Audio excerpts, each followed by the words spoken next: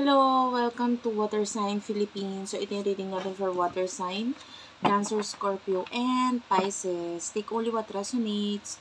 Bali, hindi ito magre-resonate sa lahat kasi hindi naman po talaga natin makuha lahat ng energy na Pisces sa mundo. Pero okay lang yon. May mga next reading pa naman tayo. Kung gusto mo ng ibang klaseng reading, yung cards yung nakikita, meron tayo niyan doon sa channel natin. Pwedeng yun na lang yung panoorin mo kung ayaw mo na ganito na yung mukha ko yung nakikita mo. Okay? So anyway, pwede ka namang makinig na lang. And yeah, kung magre-resonate sa'yo, maaaring para sa yung reading. Pero kung hindi, ibigay mo sa iba. Kung gusto mo magpa-personal reading, Madam Space P, as in Princess, and then lagyan mo na lang ng space pa sa dulo para mas madaling ma-search ito sa Facebook.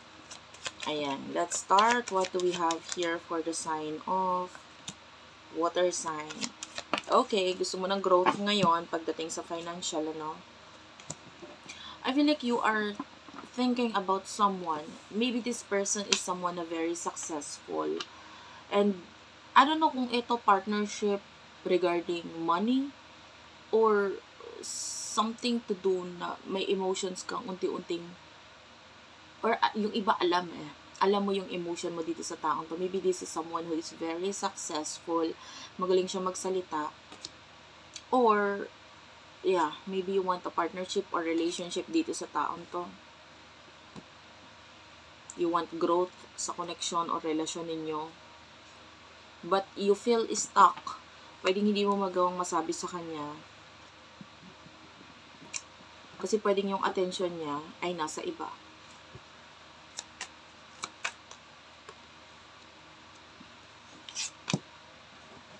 You want to see this person. Maybe some kind of ending ang nangyayari sa inyo with the Ten of Wands and the Tower. Pero gusto mong magkaroon ng reconciliation or pagbabalik dito sa taong to. Yeah, this could be a person in the past. Sino to person na kakonect mo pagdating sa love? Pwede ka makarelate, pwedeng hindi ha.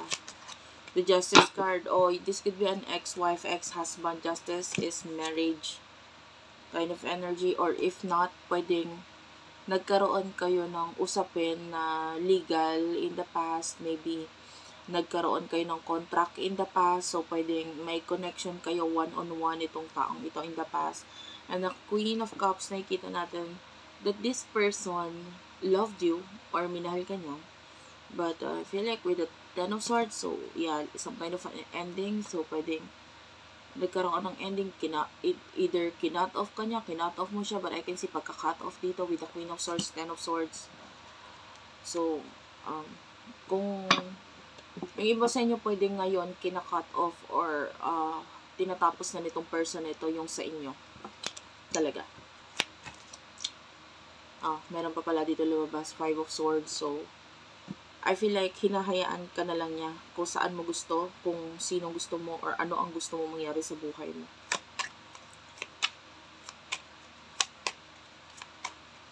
Emosyon ninyo sa isa't isa. For water sign, emosyon ninyo sa isa't isa. Eight of Wands is here.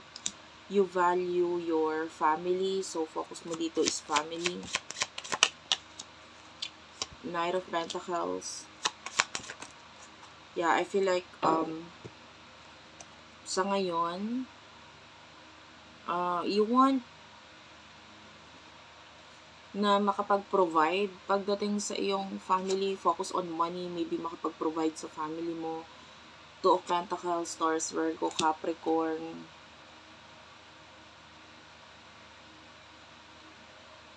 You're trying to balance your finances. So, all in all, pwedeng ang focus mo ngayon is money. Talaga gusto mo i-balance, maging maayos. Regarding sa emotion mo sa kanya,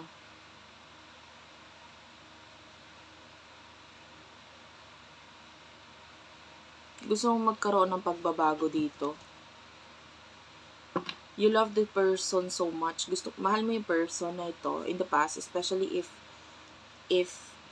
this past person is pwedeng may third party na involved or Three of Swords. Talagang naramdaman mo yung sobrang sakit dito sa person na to. Na naging dahilan sa'yo, na napatunayan mo sa sarili, nalaman mo sa sarili mo na minahal mo siya or mahal mo talaga siya kasi nasaktan ka eh. Na pwedeng in the past, hindi ka naman ganun nasasaktan, pero na-realize mo, ay, mahal ko pala kasi nasaktan ako eh. And then now, maybe gusto mong magkaroon ng pagbabago sa inyo. Some of you gustong bumalik dito sa person na to. Emotion ng person na ito for you.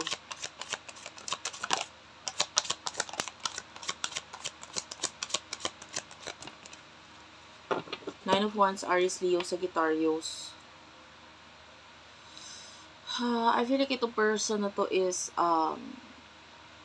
medyo alam niya na yung hirap eh. And then pwedeng nag-ano na siya. Parang, minahal ka nga niya eh. So, pwedeng alam niya na yung feeling. Pwedeng sa inyong dalawa siya talaga nasaktan siya. Then, pero parang wala na siyang magagawa or, what happened. Kumbaga sa actions, kung sinampal mo ko, ba't pa ako magpapasampal ulit? Parang ganun. So, sa emosyon naman, nasaktan na ako noon eh. Bakit hayaan ko yung sarili ko na masaktan na lang ako lagi sa'yo? So, itong person na to with the Hierophant, pwedeng marami siya natutunan sa connection ninyo, sa'yo, sa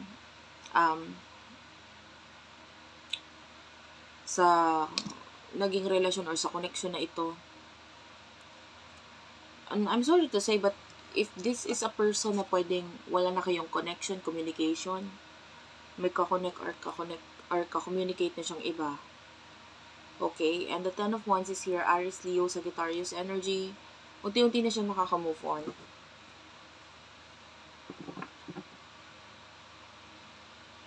Alam mo, usually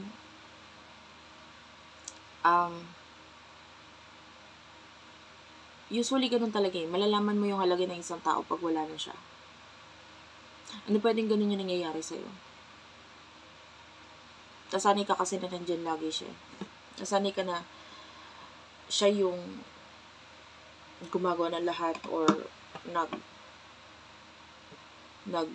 sabihin na natin nag-effort or nagmamahal sa'yo, but then pwedeng na-realize mo nung wala na siya na parang ngayon mo hahanapin kung kailan wala na. What will happen in the near future for the both of you?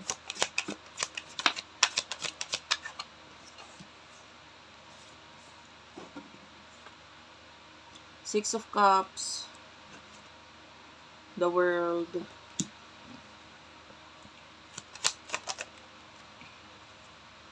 Three of Wands, Sagittarius. This is Temperance pala.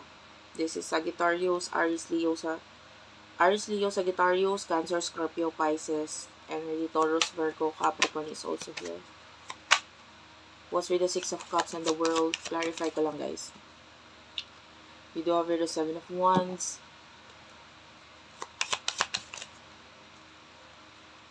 The Queen of Pentacles is also here. And the Page of Cups. Bottom of the deck is the Seven of Pentacles.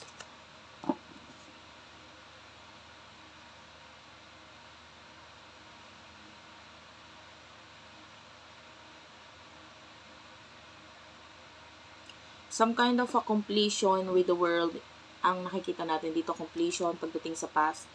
And with the Seven of Wands, yeah, some kind of an ending. Some of you pwedeng hindi mo tinulungan or hindi ka nakipagtulungan kasi sa kanya. Maybe pagdating sa relasyon or sa pakikipag-connect sa taong ito. Parang hindi nagkaroon ng pakikipagtulungan eh. Hindi na-realize ng person na ito, ayaw mo naman or hindi ka naman nakikipagtulungan sa akin, sige, hahanap na lang ako ng ibang taong makikipagtulungan sa akin. Or, when you say relationship, may partnership din. Hindi pwedeng relasyon lang. Kailangan may pagtutulungan din. I see a very stable person in the near future. with the Page of Cups, nakita ko dito ng child na involved, or this person is pwedeng may anak.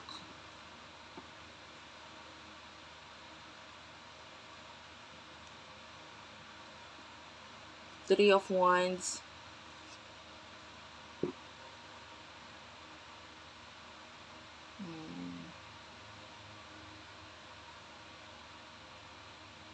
I feel like kahit anong gawin mong tawag or connect dito sa taong to, medyo mahirapan ka na niyang marinig in the future, or there's no communication connection at all na. Temperance is here. It will be a very long journey. Kaya kung hintayin mo yung pagbabalik nito person na to, regarding sa kung ano siya noon, anong meron sa inyo noon, medyo mahirapan ka nang ibalik yun.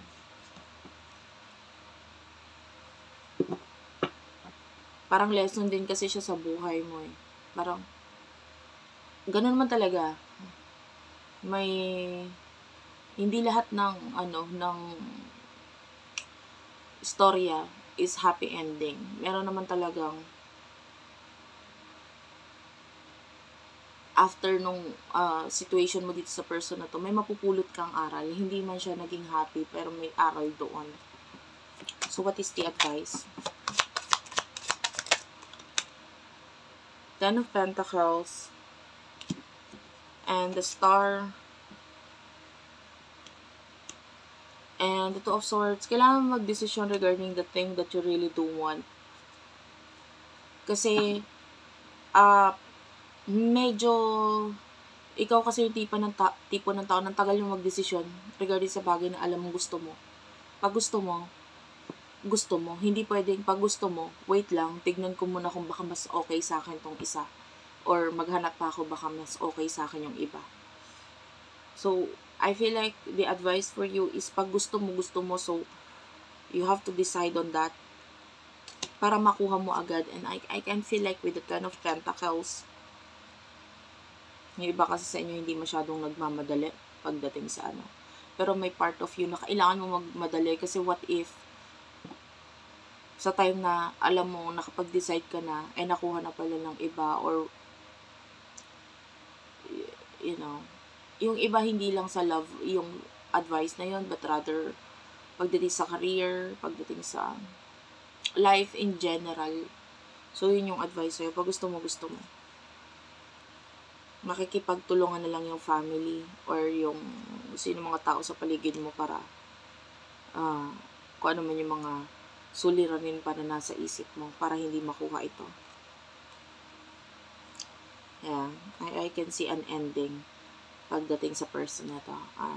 Pagka-cut off, 10 of Swords and 10 of Cups. And I feel like the person na minsang nagpahalaga sa'yo, siya ang magka-cut off sa'yo.